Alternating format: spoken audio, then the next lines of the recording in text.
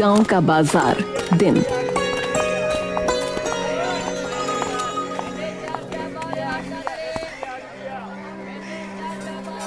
सुमन जो कि गांव की एक मेहनती और ईमानदार लड़की थी, लेकिन मेहनत करके भी कभी पूरा नहीं पड़ता था।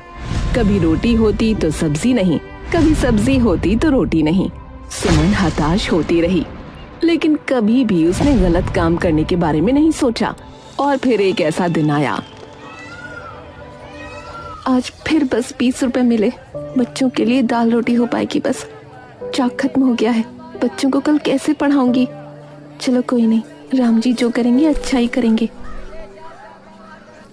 सारा दिन घास फूस साफ करती है, फिर भी इसके माथे पर शिकन नहीं है।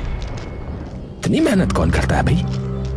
आराम करना सीखो, तभी अमीर बनोगे। तभी भीड़ के बीच से एक बुजुर्ग साधु लड़खड़ाते हुए निकले।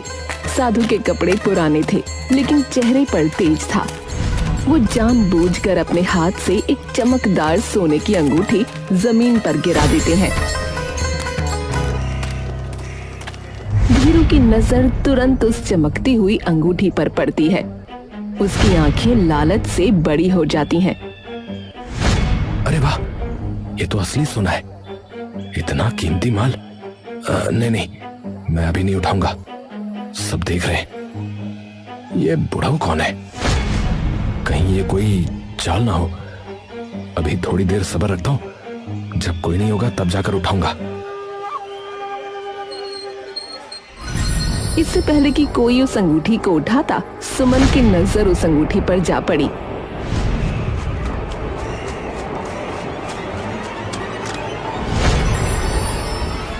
इस अंगूठी से तो बच्चों की फीस भर सकती हूँ, पर नहीं, ये मेरी कमाई नहीं है।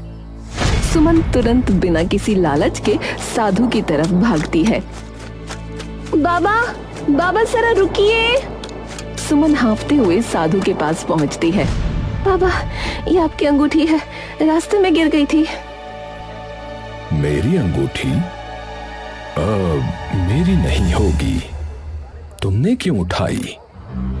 तुम इतनी थकी हुई लग रही हो। गरीबी अपनी जगह है बाबा, पर ईमानदारी से बड़ी कोई दौलत नहीं। जो चीज मेरी नहीं है उसे मैं नहीं ले सकती, और ये आपके ही झोले से गिरी है शायद। बाबा मना करके आगे बढ़ जाता है। वो सुमन को आजमा रहा था। सुमन इधर उधर देखती है और अंगूठी को उसकी जगह पर रख देती है। जिसकी होगी वो इसे ढूंढते हुए यहाँ आएगा और ले जाएगा। अरे नहीं नहीं, यहाँ तो कोई भी लालच में आकर इसे ले जाएगा। मुझे ही बाबा को देनी ही होगी। सुमन बाबा के पास जाकर बोली, बाबा, आप कहीं मेरी कोई परीक्षा तो नहीं ले रहे? ये अंगूठी आप ही की है, कृपया आप इसे रखें। बेटी, तुमने साबित कर दिया कि गरीबी 2 वक्त का खाना छीन सकती है, परंतु ईमानदारी नहीं।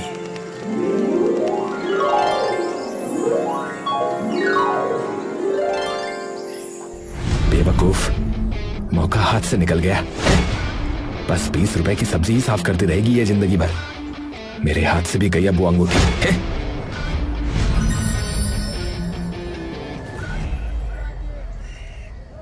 बेटी, तुमने मेरी ये परीक्षा उत्तीर्ण कर ली। संसार में ईमान और धैर्य से बड़ी कोई शक्ति नहीं है बेटी। ये लो, ये कोई साधारण वस्तु नहीं है। ये तुम्हारी ईमानदारी और परिश्रम का सच्चा मित्र है। इसे सदैव संभाल कर रखना।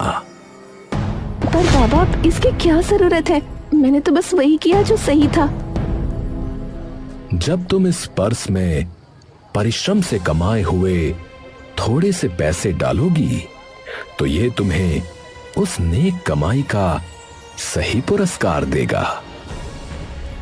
परंतु एक बात सदैव याद रखना, इसकी जादुई ताकत सिर्फ नेकी के कार्य और जरूरतमंदों की सहायता के लिए है।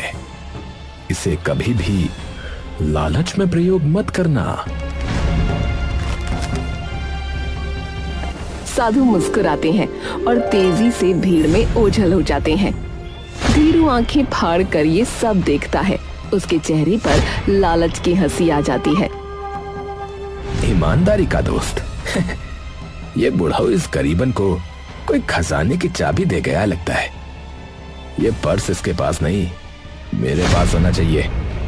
मैं देखूंगा इसमें क्या चमत्कार है। धीरू गुस्से से अपनी दाढ़ी सहलाता है। सुमन पर्स को कसकर पकड़ती है। वो साधु की बातों के बारे में सोचती है। उसे अभी भी यकीन नहीं हो रहा था कि ये पर्स कोई जादुई चीज है। बाबा ने कहा था मेहनत का दोस्त, पता नहीं ये क्या है, पर बाबा का आशीर्वाद है।